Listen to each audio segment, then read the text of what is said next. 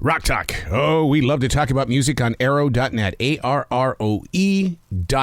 All right, let's do it. Let's play it forward. Real people, real stories. Episode number 431 is with drummer Gil Moore from Triumph. Hello, Arrow. How are you doing? Doing very well. How are you doing today, sir? Really great. You know, we got a bright sunny day in Mississauga.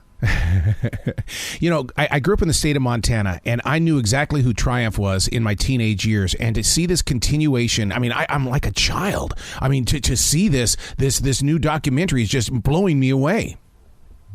Well, you know, Arrow, we think the directors, Sam Dunn and Mark Riccardelli, they just did an amazing job that we got to give them full marks, because the band really didn't, we did not have the ability or the foresight, that directorial perception, I'll call it, that those guys had. And they took a bunch of puzzle pieces and put them together and created a really great narrative. What is it like for you to be able to go and experience this again? Because, I mean, you lived the lifestyle. Many memories were probably already gone, but yet you watch this and you're going, oh, my God, I know exactly what I was thinking when I was behind those drums. Well, you know, it's a power trio is a young man's game. It really is, because especially the way we fashioned it, the show is very high energy, and you know, there was no room to hide. There was no place to make a mistake and get away with it. You know, you had to kind of be on point all the time. So yeah, I love the concept of what we started out with, and you know, how we kind of stuck to our guns all the way along. But it's something that when I look back through the movie, I go, gee whiz, that was something else sitting on that drum throne with that massive PA system and all that sound coming out of it, and all those people, you know. I mean, it's the best seat in the house. But the thing that I've always learned about being on that stage is that there are no two nights the same. I mean, when you climb on that ship, I mean, it's like, here we go. Let's go have another experience here. Yeah, you're absolutely right. I mean, it is the best seat in the house, and you know, we come out for sound checks when the venues were empty, you know, and you get to kind of, you know, play the drums and hear the sound of the entire arena just kind of going with your snare drum and your kick drum. And it takes you right back to when I was a kid in my parents' basement. And, you know, I'd be downstairs. My mom and dad would be upstairs with the doors closed, and they'd let me practice until 8:30 at night. And then they'd call down, Gil, it's 8:30. I bet you can still hear the reverb when you would hit that bass drum or that snare, and it would echo all the way through the arena, because there's just something about that feeling as you're doing it. Well, you know, it's funny. Our front of house sound man, Harry Witz, I mean, he's really, as far as I'm concerned, the king of the hill when it comes to live shows. And, you know, after Triumph, he went on and he did a ton of work with AC/DC. And Harry and I are still in touch, and we still talk about it, because we worked really hard on what we did with the drums. And it was really kind of half Harry and half me, because I got to admit, he had a mastery behind that soundboard.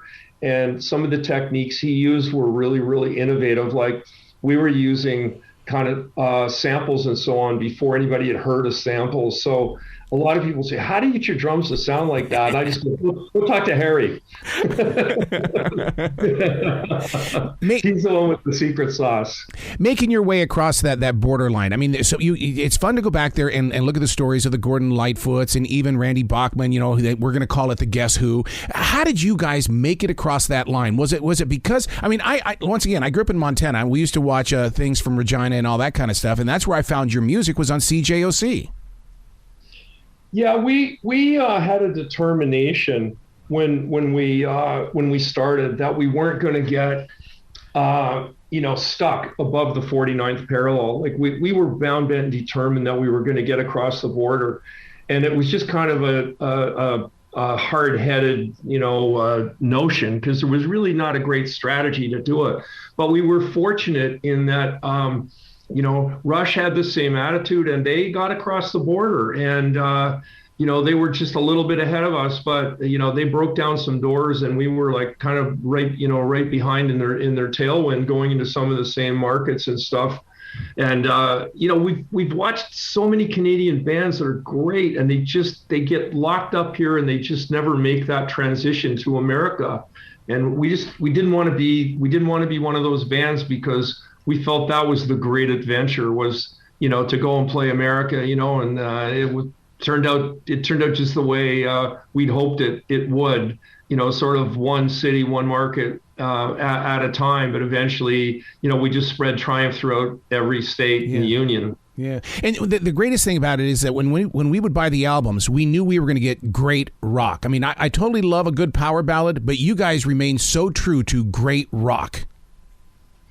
Well, we always wanted to, rock. We did have some. We always had the pressure from record labels all through our career to get out there with something that would transition over to top 40 radio. And we tried a little bit, but that wasn't really our forum. Our forum was really album rock and the harder record stuff, and it's funny that if I look back, I go, we would be better not to listen to anybody, because anybody that's trying to kind of change your sound, well, why would you change it if it's already working? Would really be the question that you would. It's a goose that lays a golden egg scenario. It's like trying to get the goose to lay more golden eggs. It's like, that's never a good idea. We love the music, but many listeners don't know the story, and that's what I love about Triumph, the rock and roll machine, is the fact that we finally get to go behind the scenes. It's almost like you guys are delivering a backstage pass to us. Yeah. Well, we always were engaged with our fans, and, the documentary speaks to that. And the one thing that, we always admired about country artists, I remember when we first signed in America with RCA and they took us to Nashville and we got to meet Chet Atkins. And you want to talk about a gentleman, holy smokes. There's a great photo of Rik with Chet, because after we were together, but Rik really wanted his picture with Chet. And we learned then, about the way that country artists were more grateful to their fans than it seemed the rock artists were, And that was kind of the road that we wanted to go down. Is we realized, I guess maybe it's being Canadians again, what we were talking about, getting across the border, that it's not the easiest thing in the world. So, you got to be thankful for the people that really get into your music and support your band and support the growth of it and the airplay on radio and all that. And that continues to this day. Wow. We always talk about, we always hear the stories of Detroit, LA, New York, even Dallas, Texas. As a Canadian musician, where was your favorite place to play? Vancouver, Toronto, maybe even Victoria?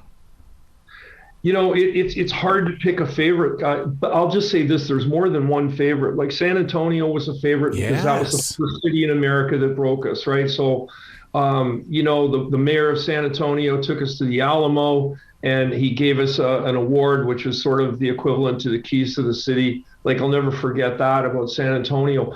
Hometown Toronto, as much as it was, sometimes it's annoying to play your hometown because everybody comes out of the woodwork that knows you, right? And but every band has to put up with that. But, truthfully, getting to have my mother and father, get picked up by a limo and come and sit in the arena and see a sold out crowd, after having to put up with me, practicing drums in their basement for 1 million hours and probably giving headaches night after night. Oh, Gil, will you please stop?